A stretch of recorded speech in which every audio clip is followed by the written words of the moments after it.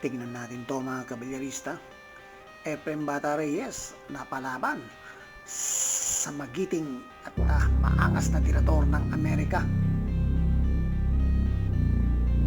Nanalo ang kalaban dito na si Rob Saez sa laban nila na Efrem sa kanilang unang set. Bali set 3 to mga kabilyarista.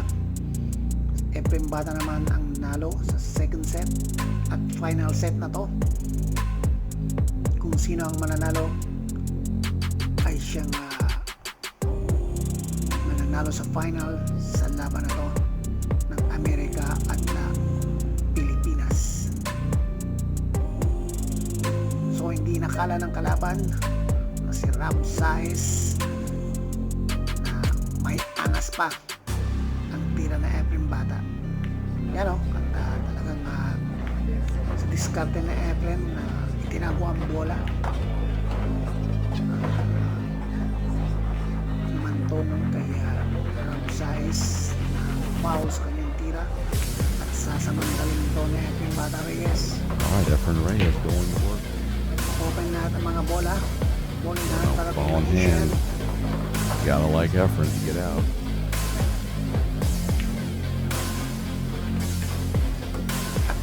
Hirap-hirap si Magician na ubusin ang mga bola.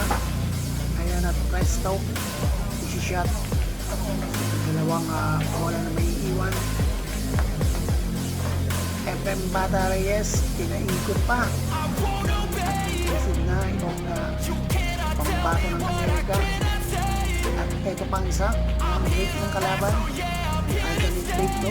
Alright, break from Rob. Efrem Bata Reyes. Walang pasok ang bola uno. Tingnan natin sa Efrem. Boom! Pasok! Hell of a shot from Efrem. Sa ball, side ball. Tingnan natin sa slow-mo. Mga ganun na tira. Paaliwan na lang yan kay Efrem Bata Reyes. At kita nyo ang sitwasyon dito. Open na mga bola. Efrem Bata Reyes. Napakatindi pa rin ang kanyang mga diskarte. At matindi pa rin ang kanyang angas na inakala ng kalaban. Natatalunin niya si Magician dahil sa kanyang edad. Pero wag ka. Once a magician is always a magician. At eto na, boom! Fish shots, dalawang bola.